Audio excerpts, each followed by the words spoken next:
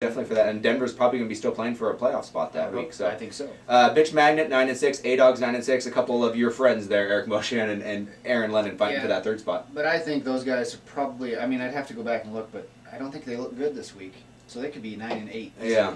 And Eric's had some problems recently after being on top.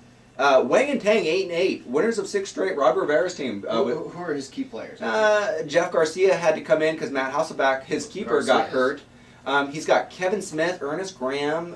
It's a bunch of medium range players, but he has won 6 straight. Kind of like Jenna the Pussycats, who's won a lot with a lot of medium range players. Is Wang and Tang in my division? No, this is the other division. Oh, the other division, the better division. The better division. And you look, Wang and Tang 8-8. They're probably our worst team in our division, and they're 500. I mean that kind. And so I think after this week, I'll be what 5-2. Against our division. Post, And did you check the commissioners? Oh, you haven't checked the commissioners list. You need to, because it does break down the divisional records against head-to-head of the other divisions. And I think you'll open your eyes and say, wow, I'm glad I'm in the division I am. I'm glad I'm in the cupcake division, as Eric called it. I've already beat you 5 times, your division. Yeah, my team's beat you all 5 times. I haven't lost. Not yet. I don't think I will. Right. I don't think I will. Brew Crew, your old friend Les is 8-8. He's kind of been up and down a little bit, too. He's still kind of looking for...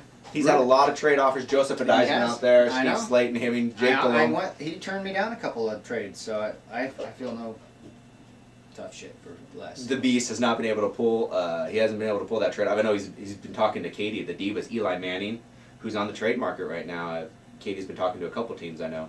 Injured reserves who just got Matt Ryan from you, 7-8. Mikey's been in the playoffs all 3 years. He needs that. That trade has to come through for him. Matt Ryan has to perform for him to have any chance. Your buddy the Norm Bud, 7-9, getting Romo back finally. That might be able to turn his season around with Marion Barber. Maybe. Yeah. The injured reserves, I'll go back to him real quick. A little concerned about his roster. I mean, he's got Matt Ryan as his... He's got LaDainian Tomlinson, who's this is the 4th year in a row he's had him. And actually, LaDainian, I think, is going to kick ass here. Oh, I think he's just about done. And I said that from the beginning of the year. I kind of had some posts and even in the preseason article. Is this done with LT? I bet you LT will have a great game this week against Kansas City. He will have a breakout game. And I know Kansas City runs defense isn't very good, but I just think he's at the end of the cycle. Yeah. But injured reserve. So my concern is, I trade Matt Ryan. I also trade him Steve Smith, third or fourth wide receiver on the Giants. For the Giants. The fake Steve Smith, not the real Steve Smith. Steve from Carolina. And he's starting him. So he's weak. He's struggling. He's in search of some... He's looking for a spark. Yeah. I agree. So he's on the outside looking in. I would think Norm would have a little bit of a stronger shot. Well, I'm not convinced on the Cowboys. I think they were hurting before Romo got hurt, and I don't think he's the answer. There's some other things that have to go on. And I agree with you there, but I think the Cowboys are a lot like your Broncos with Jay Cutler. Score a lot of points, going to give up a lot of points. With Romo in there, at least they have a shot to put it up. True. And I think that may help Norman because, come on, Terrell Owens, Roy Williams, Patrick Creighton, even that Miles Austin kid, plus mix in Marion Barber to get Felix Jones back, that's a lot of weapons for a Denver team. Or Dallas team. Oh, yeah, Witten. I totally forgot about Witten. That's a ton of weapons for Romo to use. And then the Rocks at the bottom, 5-10. Mark is up in his 2 games. He has to win this week. I think if he loses 2 more, he's looking at a lottery team. His team has really struggled since he made the Brett Favre trade. Yep. He gave up Jamal Lewis and Thomas Jones. What do you think? At the time, I thought it was a good trade, but maybe some regrets here for Mark. I think, well, after today, sure. Any words of advice for your old friend, Mark Doucet, out there, who may be watching today? Oh, I just talked to Mark on the phone. I think Mark and I have some healing that we need to do. Oh, would you like to? Maybe Mark, I, and Johnny. Just the 3 of us. Do we need... Maybe. Oh, what? I just feel a little rift growing between the 3 of us. Well, you're off in Kalispell. The old group of friends kind of splitting apart, and so I feel I need to take ownership a little bit. On that. Well, maybe if you'd come to the draft. I mean, when all your friends are here, maybe Les comes up from Boise. But I will say, you never did explain why you didn't make that draft, by the way. I don't remember. Oh, I'm sure you don't. I don't remember. Yeah. But Mark, great friend. Love Mark, one of my best friends. I don't care what he says. I still consider him one of my best friends. But Mark is very, he's an emotional guy.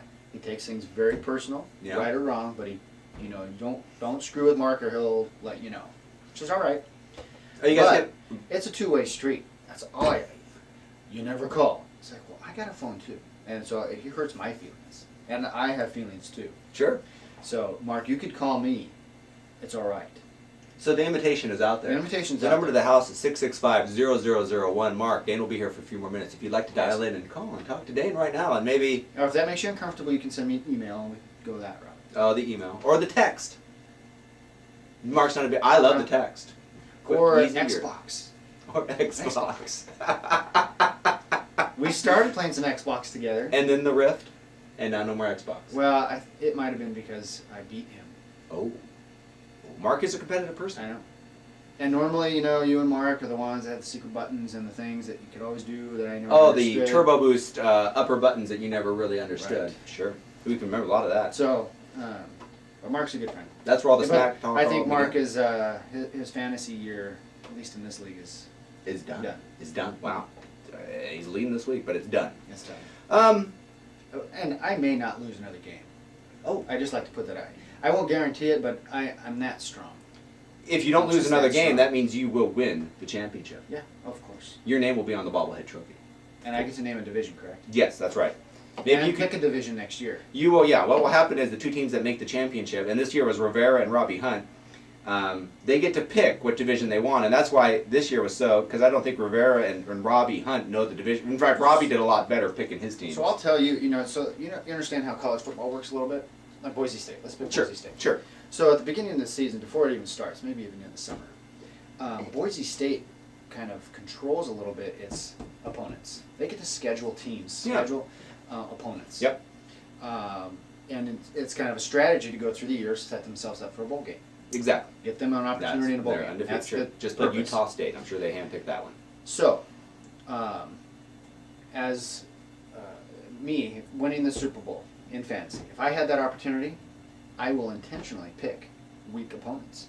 Well, that's That's what I'm going to do, and I'm going to put them in my division so I can win the division. Give me an opportunity to win the Super Bowl again. That's what I'm going to do. I mean, Rivera picked me first. I was his first pick. It's stupid. I'm on top of the division. I wouldn't pick you. I Yeah. wouldn't want you in my division. I wouldn't want me either. Right. So, yeah, that's where, I tried to explain to those guys what exactly was going on, but we're talking about Rivera and Robbie Hunt maybe, but Rivera is defending champion, so what can you say? Yeah. Surprising And as that is. the crazy thing is, who would have thought? Look back last year. The Spades win it. The Spades were runner-up. They made the championship game against Wang and Tang, Robbie Oh. Rivera's team. So, So but- Rivera's team won it. No one in week 10 or even week 14 or even when the playoffs began, before lottery picks were even made, or when the playoff teams were identified, Yes. no one out of the entire group would have picked Wang Tang and Spades to be in the fantasy. Well, just the odds of that happening, them being Right. picked for the lottery, them making, it was 1,000 to 1 I shot for know. those two teams to probably face each other. So that's why it's very difficult to sit here and predict that I'm just going to have And you a know, smooth sailing. and I was looking back, Rivera sat here in week 10 or week 11, and, you on Dr. Pepper? Yeah, that's right. About that. He sat here, and we were talking about him getting out of the 9th place spot, because he was 9th, dead last, just so he can make the consolation bracket. That's what we were talking about. At the time, the division was pretty bunched, and he won a couple games, and ended up being a 5th seed and got the playoffs. And the rest is history. So you never know. You never know. Dane, final thoughts, words of wisdom you like to pass on to those other 16 people out there. It's been a good year so far. Yeah, I mean, I still think there are strategic players out there to get. There's still going to be, the NFL this year, injuries, typically, even in the NFL and in fantasy, injuries rule Sure. and dictate teams' success or failure. Yep. The Tom Brady's, just all the players. Reggie Bush is going down. Yeah. All the Denver running backs going down. All the Denver running backs. Everyone. But there are still going to be, and I haven't seen how he's done, because I did pick up that Donnie Avery. He's done well. He's done very well. But I don't think so much this week.